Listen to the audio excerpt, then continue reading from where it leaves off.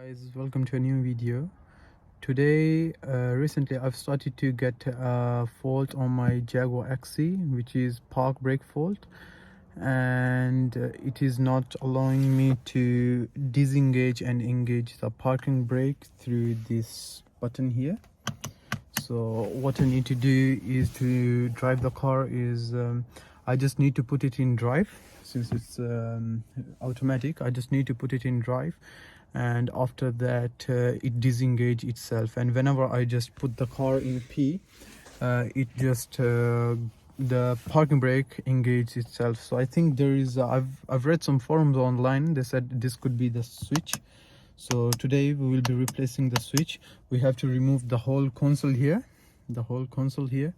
we will be removing it today, and I will update you during the procedure. Yeah guys, this is our setup for now. Boot open, and yeah, this is our working space here. I've just made a bit of mess, but I think so far it will do the job. Let's turn this one on as well, and yeah, here we go, ready to do the job. Guys, first thing first, we need to remove this panel here. To remove this clip here, we just put in this and just put it like that, and this whole piece is out. We got one cable to detach here, and the only thing that we need to release is this part here. So now this one is released. We will just unplug it there, and like that. There are a few clips here and there, and we will do the same on this side. Ali has just joined me. Yeah guys, after opening the back side, now we are onto the front side of the console, and there is a small tray or cover underneath the infotainment system. So there's two clips, we just pull it downwards and it comes out nice and easy.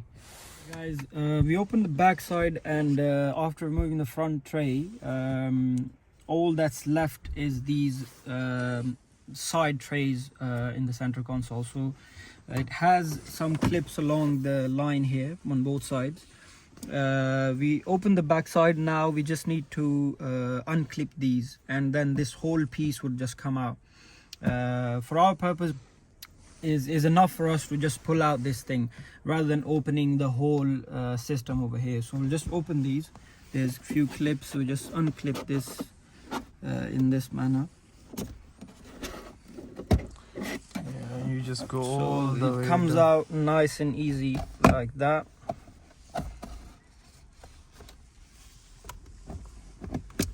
Yeah, so as you can see, I think we have enough room, just enough room to pull out this center bit. We'll do the same. We'll keep something here, and we will open the other side now.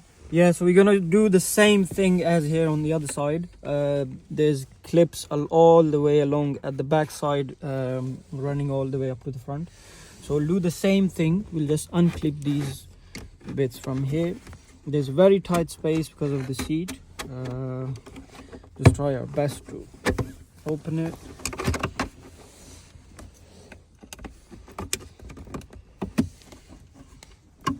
Yeah, we'll hold it from here.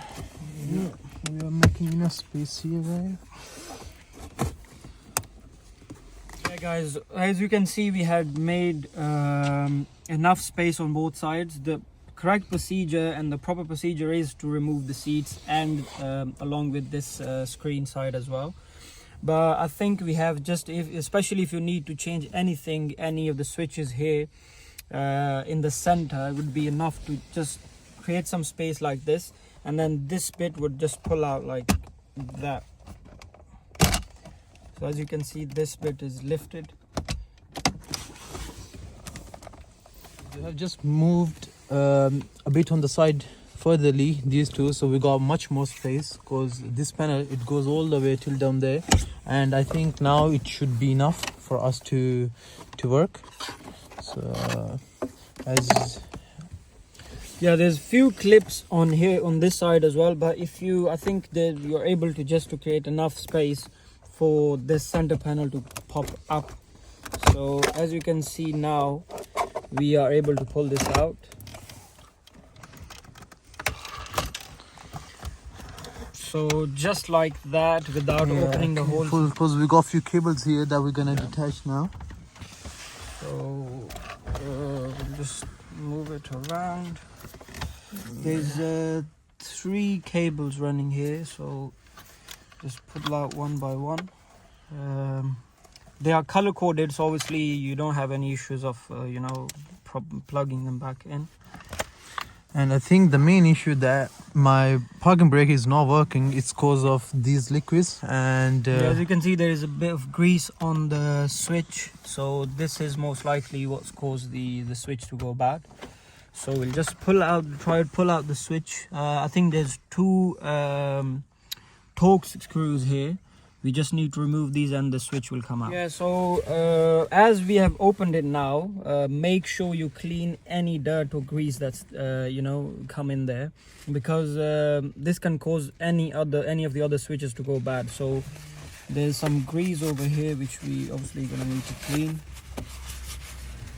Guys, as you can see, this is the replacement piece we got, but this is the whole piece that goes down in the center console.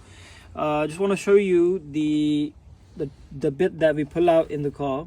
This is how it looks from the sides, and I just want to show you how easy it is to just grab this and pull it out, just like that. literally the whole panel will come off. You just need to be careful again with the cables. Yeah, so these 2 screws of the parking brake switch, we're going to use a T20, and it should be a nice and easy job.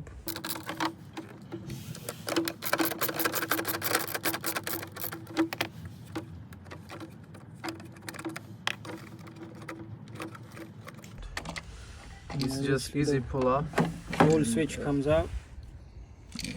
This we can see clear grease on it. This is why it's probably gone bad. So luckily we got the new replacement piece.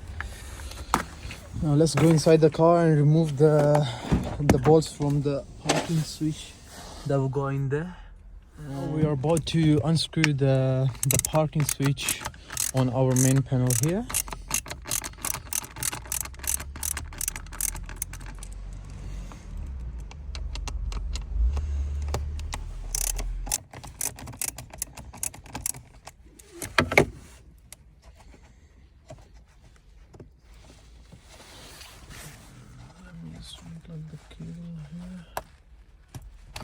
Yeah, this the cable looks fine. I think it's just the switch, the electronic of the switch that has gone bad. Just show them a bit. Yeah, so you can see clearly how much grease there is. We have put back the button, and now we're gonna screw it back to our new console.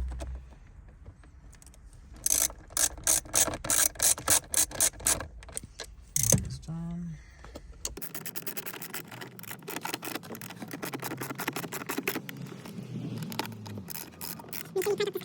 Yeah guys, so we're gonna plug all these cables back in. As you can see, there's the difference in size makes it easy for you to guess which one needs to go where, so you can't get this wrong.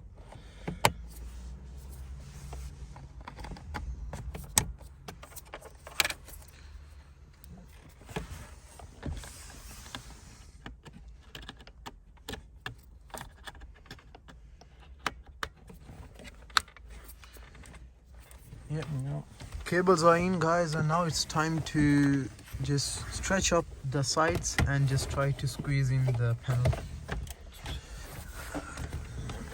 So you need to pull from both sides to create some space, and then just this piece sits nicely in the center.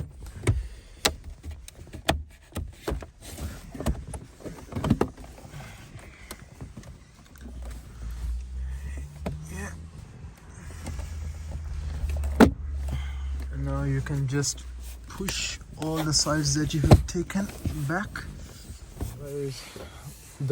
The panel is in and it looks all nice and good. Let's try to close this one. Yeah, it's all now. Yeah, so just on these 2 sides where it connects to the center bit, you need to push a bit hard because it's a bit sketchy. So, but it sits very nicely inside. Yeah, it's back. Now it's time to put the panel back, but before doing that, I will turn the car on to see if the error has gone. Yeah, guys, moment of truth. Let's plug back the battery. Yeah, the first one is in. And just try to tighten up it slightly. Fine. And now the other one.